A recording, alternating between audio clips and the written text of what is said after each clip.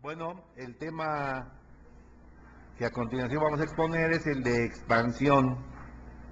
Y expansión, en este caso, le pusimos disyunción, porque si nos sabemos qué significa una disyunción, es la separación del hueso por fuerza ortopédica. A diferencia que la expansión, que puede ser dental o esqueletal. Aquí vamos de expansión o disyunción, o sea, nos vamos a referir a una separación de las apófisis palatinas en el plano transverso. Y lo primero que tenemos que aprender es cómo se clasifican las mordidas cruzadas. Las mordidas cruzadas son las que se corrigen con la expansión rápida palatina, ERP, expansión rápida palatina. La expansión rápida palatina sirve para corregir las mordidas cruzadas posteriores, que a su vez estas mordidas cruzadas posteriores se clasifican en unilaterales, bilaterales, unidentales, multidentales, dentales y esqueletales. Entonces, la expansión rápida palatina sirve para corregir mordidas cruzadas posteriores esqueletales. Siempre que se habla de expansión, hay que hablar de vía aérea, porque muchas mordidas cruzadas posteriores son provocadas por una falla de la vía aérea. Entonces, pues decimos observaciones: si existe obstrucción nasal, debe remitirse al especialista antes de iniciar el tratamiento ortodóntico o junto con la iniciación del tratamiento ortodóntico. Entonces tienen que estar muy pendientes de que cuando se topen con mordidas cruzadas posteriores esqueletales, hay que checar la vía aérea, cornetes, tabique, y lo deba de hacer un especialista. ¿Cómo definimos una mordida cruzada posterior? Decimos que es una disarmonía o una discrepancia, dice, de las estructuras óseas por crecimiento asimétrico del maxilar o de la mandíbula. Entonces es una disarmonía ósea, y si es ósea, se corrige corrigiendo los huesos.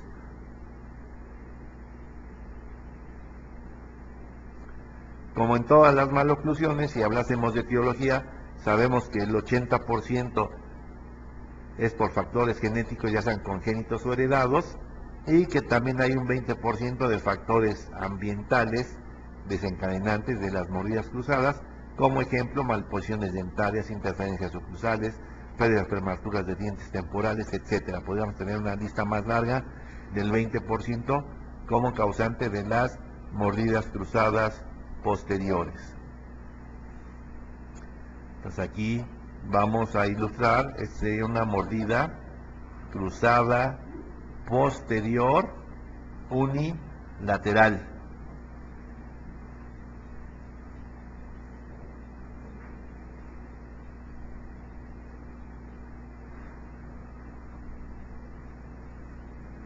Aquí estamos ilustrando una mordida cruzada posterior bilateral.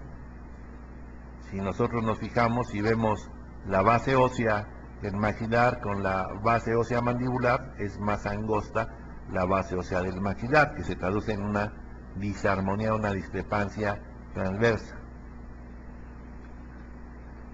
Entonces se dice en el ambiente ortodóntico que cuando nosotros queremos valorar clínicamente si la mordida es cruzada esqueletal o dental, tendremos que pintar las crestas marginales de los dientes, y que si todos los dientes están alineados y hay una mordida cruzada, quiere decir que el problema es esqueletal. Aunque si nosotros sabemos la valoración del doctor Angus, que es medir la basal ósea de la mandíbula, la basal ósea del maxilar debe ser 2 o 3 milímetros más amplio esta que esta. Entonces quiere decir que hay muchas maneras de detectar las mordidas cruzadas esqueletales. Pero seguimos con los ejemplos de las mordidas cruzadas. Aquí tenemos una mordida cruzada unidental, que desde luego que esta no se corrige con expansión, ¿verdad? Se corrige con una plaquita, con un Z, con un plano inclinado, con braquetitos, con lo que ustedes gusten y manden, como en el caso con una plaquita, con una Z, que se ve cómo se está activando. Si el paciente la usa, el diente se descruza muy rápidamente.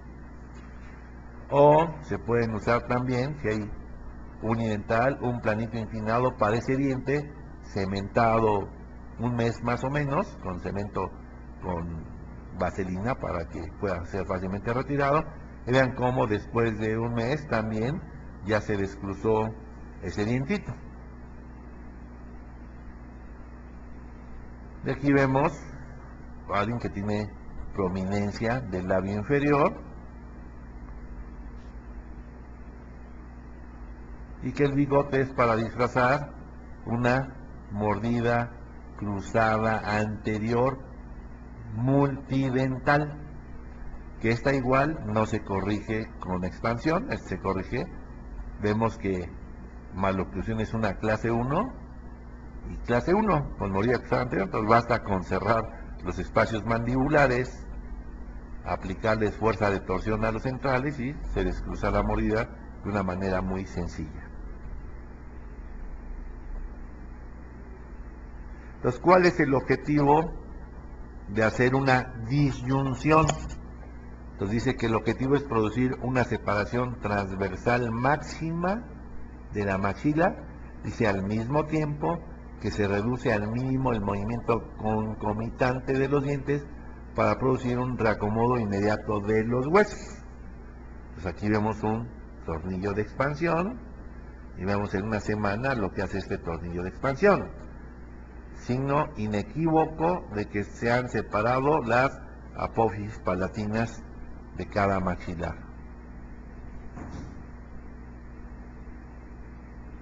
Nos vemos pacientes con mordida cruzada posterior bilateral. Si nosotros en esta foto ubicamos el hueso basal y lo llevamos a la parte de arriba, vean cómo el hueso basal del maxilar es más pequeño que el hueso basal mandibular. Entonces ya nos está diciendo que el problema es esquelético.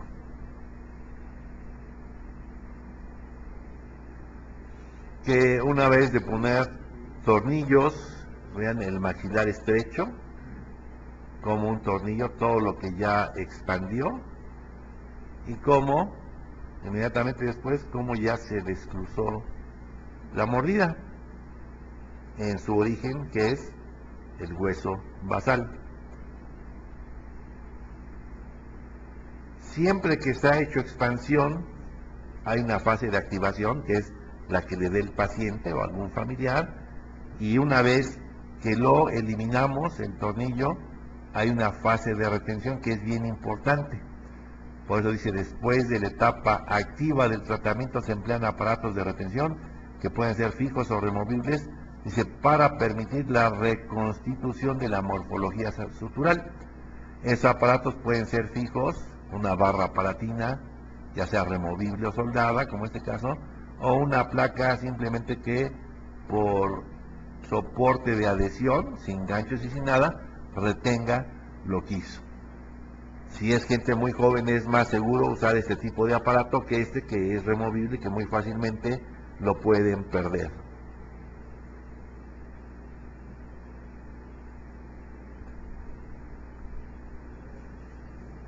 El doctor Stauber propuso la hipótesis de que una expansión rápida palatina y crecimiento continuado con indentaciones óseas dentro de la sutura constituye la forma que tiene menor potencial de recaída.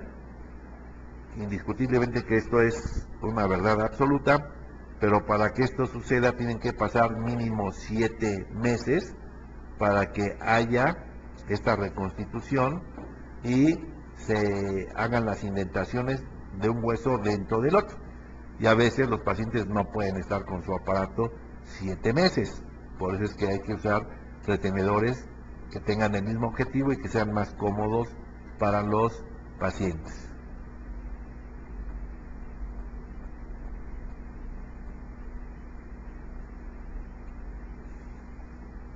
Ahora, todos estos aparatos de expansión, dice, la tasa de activación de los aparatos de expansión se ha establecido de manera empírica. Hoy, hasta nuestros días, la manera de activar un aparato sigue siendo empírica. Aprovechamos la experiencia, lo que hemos aprendido de los aparatos, pero finalmente sigue siendo empírica y este es el riesgo de estos aparatos, entre comillas, que tiene que ser un riesgo calculado, pero que mucha gente no lo usa precisamente por temor a lo que pueda pasar. Si yo requiero una expansión a nivel de los huesos, los aparatos removibles no se deben de recomendar porque esto es lo que hace son inclinaciones dentales. Recuerden que empezamos la charla que vamos a hablar de problemas y de expansión esquelética. Nos quiere decir que hay diferentes tipos, pero todos son similares. Tornillos de expansión, soldados a bandas, tornillos de expansión, soldados a las bandas, más escudos de acrílico y aparatos muy poco efectivos para el hueso, como el famoso Coagelix del Dr. Ricketts, que vean lo que hace, vean lo que son inclinaciones dentales pero severísimas y empieza a fabricar la disfunción del futuro. Entonces son los aparatos menos indicados para hacer una expansión. Cuando hacemos expansión lo podemos hacer a cualquier edad que tenga el paciente, puede ser en dentición primaria a los 5, a los 6, a los 7 años, puede ser en dentición mixta o puede ser en dentición permanente. Un ejemplo, un niño pequeñito, pura dentición de infante, menos de 6 años de edad, con problemas de labio y paladar, en los que tienen un problema anteroposterior y transverso del hueso. Entonces, recuerden que estos niños de labio y paladar expandido tienen que usar tornillos de expansores a esta edad, a los 7, a los 9, a los 11, a los 13 y acabar hasta los 18, porque siempre el hueso se va quedando por ser un paladar que tiene una fisura en el hueso y que no es normal en los 3 planos del espacio. Entonces la ayuda que les damos es haciendo la expansión a diferentes edades. Podemos usar la expansión en dentición mixta, aquí estamos usando los molares de los 6 años y los segundos molares decidos para hacer expansión en dentición mixta.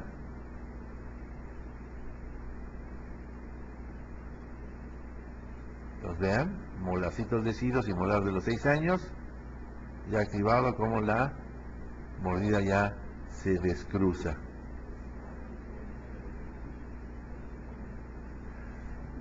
Otro caso de una mordida cruzada posterior bilateral severa, que a veces están en el periodo del recambio, a veces cuando ya hay movilidad dental, ya no los puedo usar como soporte. ¿Qué es lo que hacemos? Nos esperamos al recambio inmediato y una vez en cuanto se asoman los premolares, sobre ellos trabajamos. Ahí están ya los premolares, ahí está ya el tornillo de expansión y vean cómo ya está siendo descruzada la mordida.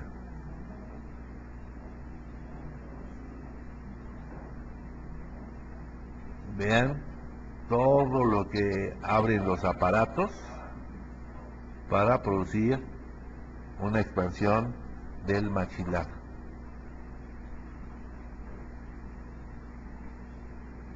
Vean, los pacientes a veces se ven medios laterógnatas y que a veces son precisamente diagnosticados como pacientes laterógnatas cuando no han tenido de evaluarlo en relación céntrica o de checar la oclusión, que tenemos una mordida cruzada y todas las mordidas cruzadas evaluadas a partir de relación céntrica, otra vez, que todas las mordidas cruzadas evaluadas a partir de relación céntrica son simétricas. Entonces, esto nos indica que está fuera de céntrica. Si yo lo pongo el tornillo de expansión, después de que se hace la expansión y que ya se separaron los centrales,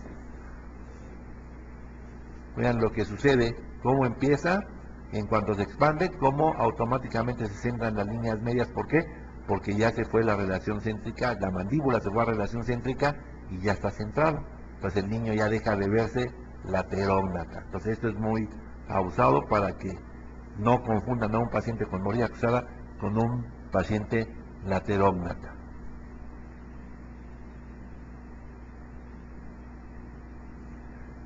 Estos autores que son muy importantes dentro de la expansión, Isaac y Murphy, en la Ortodoncia de Angle de 1964, dice, describen algunos efectos de la expansión maxilar rápida.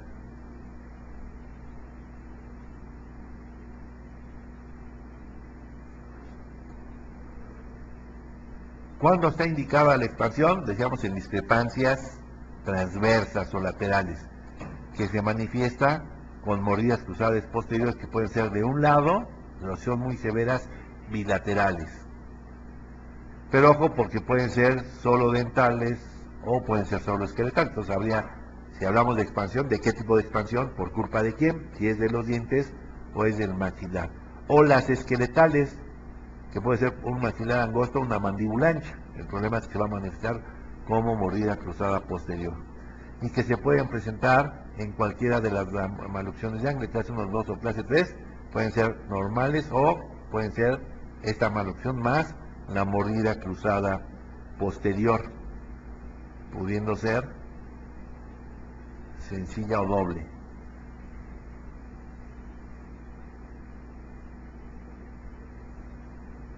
En la expansión rápida palatina dice, en respuesta a esta, se corrige la dirección de desarrollo de los dientes posteriores hacia una oclusión normal y corrige asimetrías de la posición condilar, como en el caso que vimos anteriormente. ¿Por qué se centraron las líneas medias? Porque al descruzar la mordida y quitar las interferencias, automáticamente la mandíbula se va a su posición que le corresponde, que es relación céntrica, y por eso ya otra vez corresponde la línea media.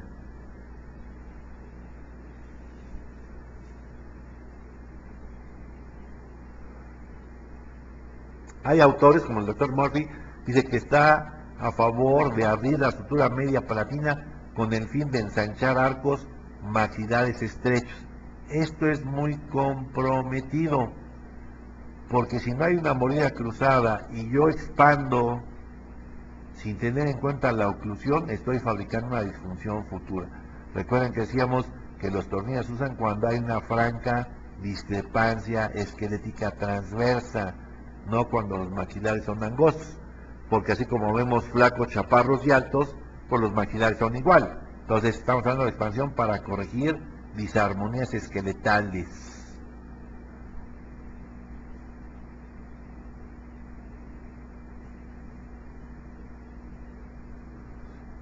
¿Cuáles son las contraindicaciones para hacer la expansión según la teoría?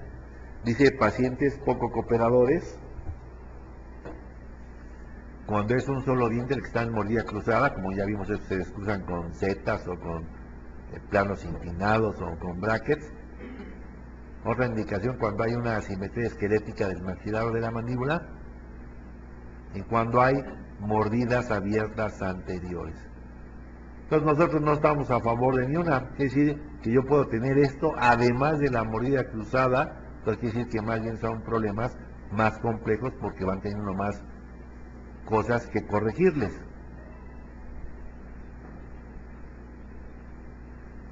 Aquí vemos el ejemplo de gente joven en la que hay una malucción de clase 2 o clase 3 de borde a borde, y que vemos que los dientes están punta con punta, o sea que hay una mordida cruzada, pero en esta época es muy riesgoso porque a veces los jóvenes no son tan formal como quisiéramos, ¿verdad? Pues a veces hay deserción por falta de continuidad.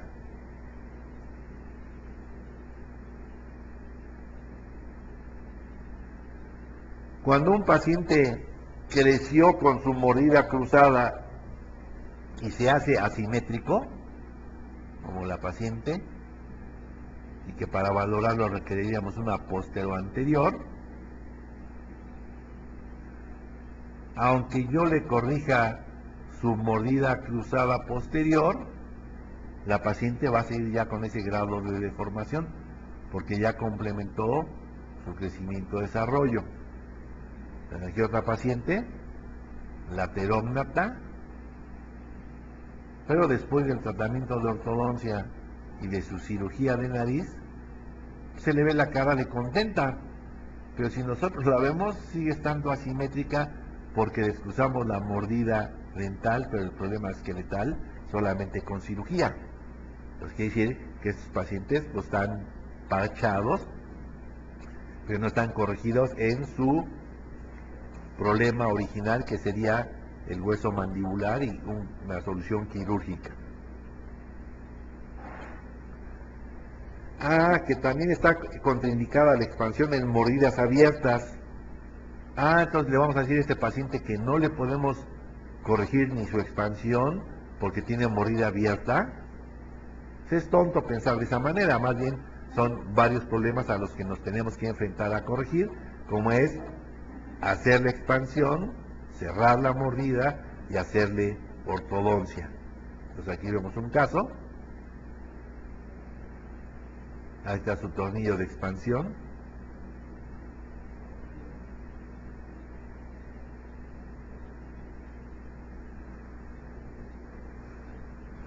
Una vez que estamos descruzando la mordida, vemos allá a la paciente.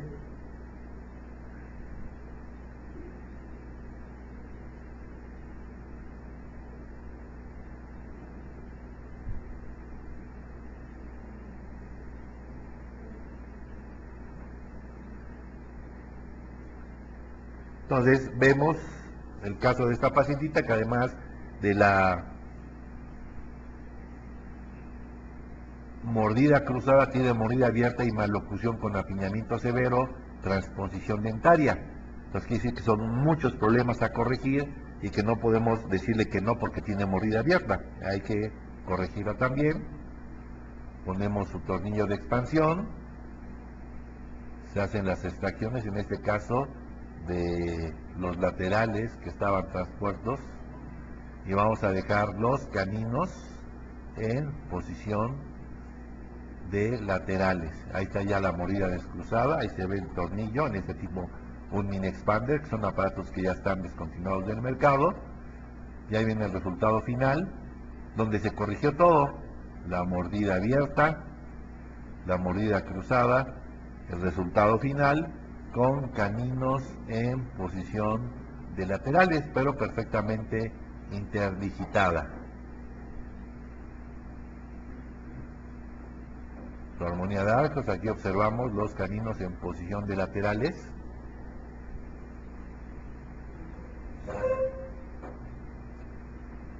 Siempre que hablamos de expansión hay que tomar en cuenta cuánto es lo que vamos a corregir, cuáles son los dientes que están implicados, y ver efectivamente si las inclinaciones de las piezas posteriores, para saber si la expansión tiene que ser dental o esqueletal o contaminada. La magnitud de la discrepancia la medimos en el hueso basal, y siempre hay que agregarle como un 50% por la recidiva, cuáles son los dientes implicados, y ver las inclinaciones de los molares para saber hasta dónde o cuánto es lo que tengo que hacer esqueletal y cuánto dentalmente.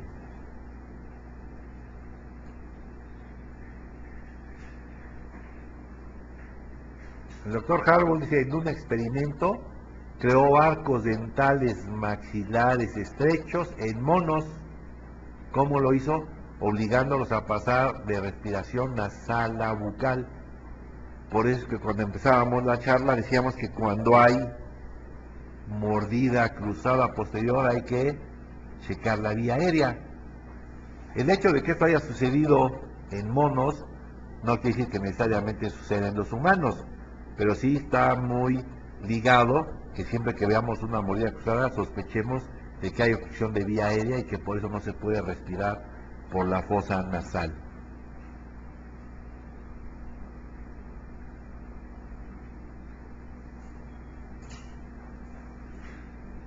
Si ustedes deciden corregir mordidas cruzadas, esto es lo que hay comercialmente para corregir las mordidas: el expansor de Arnold, el expansor de Haas, Coahelix, tornillo Kyrax, mini expander.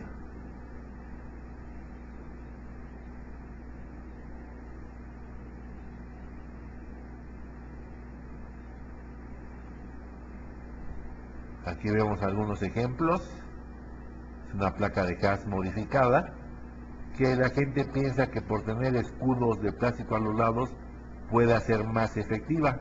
No necesariamente, pero sí lo que va a ser una bomba bacteriana. Imagínense la cantidad de alimento metido entre el plástico y la mucosa después de un mes, una bomba bacteriana. Hay en la actualidad aparatos de níquel titanio que expanden por el número de mililitros, por el número de milímetros que se requiera. Entonces uno compra su barra tan abierta como no lo pida, se pone y lo deja con el tiempo, pero como es poca fuerza, aquí el resultado es dental.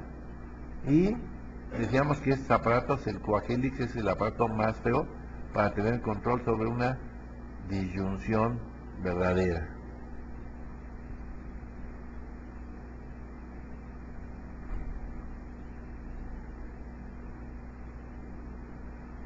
Aquí vemos un aparato mini expander, cómo está puesto.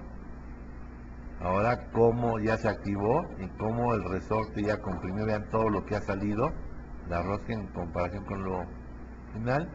Y ya está la expansión hecha.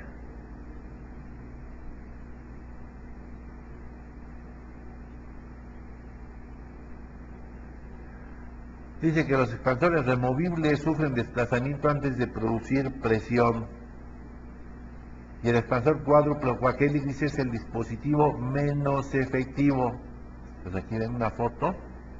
Entonces es el menos efectivo para tratar de hacer disyunción. Esto es lo que hace, son inclinaciones dentales nada más. Muy malo para corregir problemas esqueletales.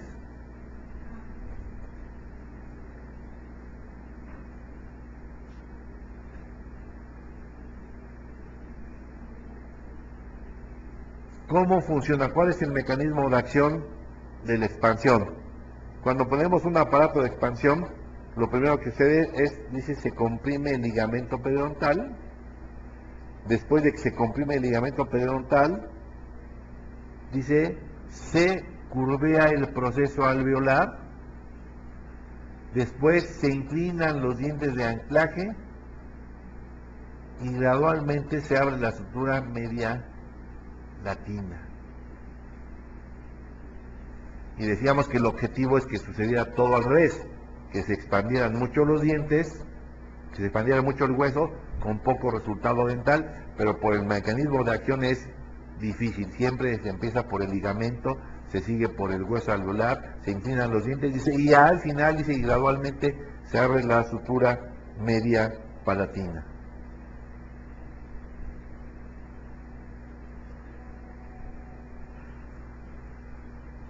Seguimos con los mecanismos. Dice, las fuerzas se aplican en los dientes. Estos transmiten la fuerza a los procesos alveolares. Esta se transmite al hueso. Dice, y finalmente abre la sutura palatina.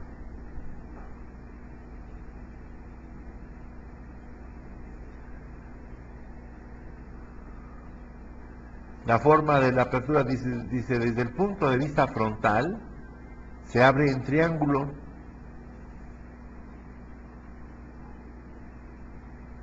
cuyo vértice sería el nasion y la base la sutura palatina. Entonces aquí vemos el nasion, se abriría en esta línea y en esta otra, y la base sería la sutura media palatina.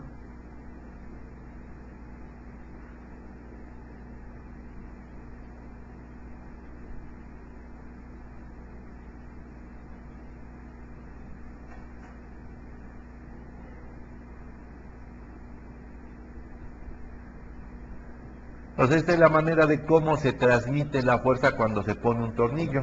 Entonces yo aplico la fuerza en cualquier parte del paladar, hacia atrás se transmite hacia los huesos palatinos y de ahí a todas las suturas que van a posicionar al maxilar respecto de la placa, que van a posicionar al maxilar respecto del cráneo. Entonces recuerden las suturas palatinas, el hueso lagrimal, el cigomático, el nasal y la placa pterigoidal maxilar, todas se afectan por la acción de la expansión.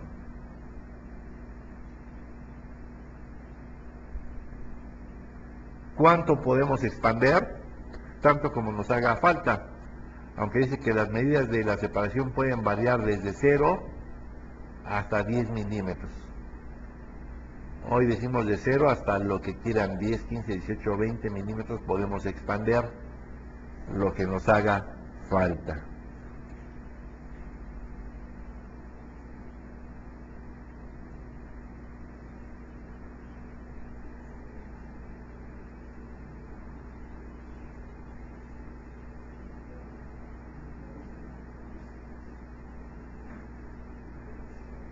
Entonces, la manera de que se ha sabido cuánto hacen en la expansión los dientes, se hicieron estudios ya hace mucho tiempo en el que a los pacientes que se iban a hacer expansión se les pusieron implantes. Los implantes, es muy fácil de poner implantes para valorar la cefalometría o las calcas, que requeríamos la concentración, el consentimiento del paciente. No había que anestesiarlo, se ponía con un martillito, un implante de titanio, que es como una puntilla de lapicero de .5, bien afilada. Se ponía en contacto con la mucosa y con un martillazo lo impactaba uno al hueso. Entonces aquí está hablando de que se implantaron 23 pacientes. Se hizo la expansión y se midieron lo que abrieron los implantes, en este caso 3.7, y lo que se separaron los molares, 8 milímetros. Y vean cuánto hubo de expansión esqueletal.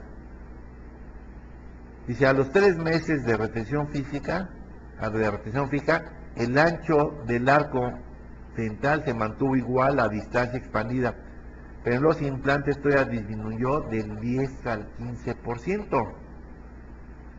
Del 10 al 15%, lo que había sucedido esqueletalmente.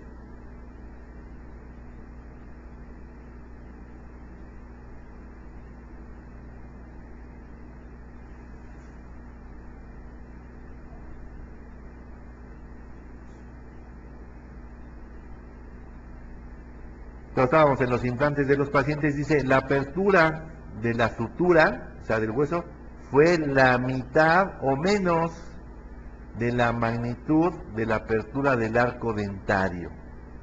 La apertura de la sutura fue la mitad o menos de lo que sucedió a nivel del arco dentario. Dice, con una retención removible continua después de 18 meses se mantuvo aproximadamente el 70%. Quizá esto es de lo más importante en la expansión, porque recuerden que mientras a nivel dental la separación fue de 8 milímetros, vean lo que sucedió en el hueso. La mitad de lo que está sucediendo a nivel dental. Dice, y después de la retención, a los dientes no les pasó nada y los implantes todavía disminuyeron del 10 al 15% extra. Quiere decir que lo que sucede a nivel de los huesos no es ni siquiera la mitad de lo que está expresado en los dientes. Entonces esto es muy importante porque siempre que ponemos expansores tenemos que sobrecorregir. ¿Cuánto tenemos que sobrecorregir? Mínimo un 50%. Quiere decir que si en realidad requiere 8 milímetros de expansión, en realidad yo debo expandir mínimo 12, ¿sí? Precisamente porque sabemos que va a haber una recaída que lo que es dental es al 100%. Pero a nosotros eso sabemos que va a suceder, lo que nos interesa es que no recaiga, es lo que suceda a nivel del hueso.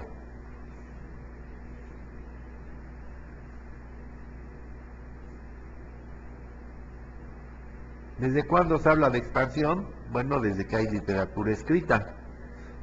Vamos a recordarles que a Pierre Fauchard se le conoce como el padre de la odontología. ¿Y por qué se le conoce como el padre de la odontología? Porque es el primer dentista que empieza a escribir con objetos de enseñanza, porque ya había imprenta. Antes la enseñanza, vamos a recordar, que era de padres a hijos o de alumnos a maestros, pero era verbal. Entonces quiere decir que por eso se le considera el padre de la odontología, porque si hablamos de quién puso el primer tornillo de expansión, es obvio que es el doctor Pierre Fauchard, que quién fue el que diseñó los instrumentos para cirugía, los forceps, el doctor Pierre Fauchard, que quién es el primero que hace implantes, el doctor Pierre Fauchard. Entonces es una gente muy importante por eso se haga de antecedentes de muchas cosas, el doctor Pierre Fouchard es pionero. Y vean desde cuándo hablamos de tornillos de expansión, desde el siglo XVIII, o sea, hace 200 años, ¿sí? Y pasando por muchos autores en el siglo XIX y no se diga en el siglo XX.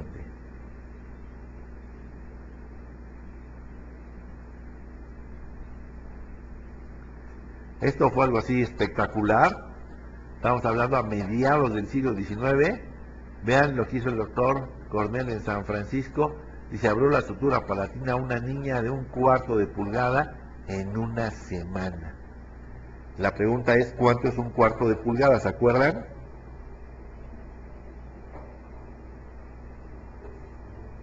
Una pulgada son 2.54, ¿no? O sea, son 24.5 milímetros. Media pulgada son la mitad de 24, 12 milímetros, 1/4 de pulgada. Estamos hablando de 6 milímetros, es lo que estamos acostumbrados a hacer hoy en niños hasta los 12 o 13 años, en una semana producir una apertura de 6-7 milímetros. Pero para esta época fue algo así, algo muy espectacular.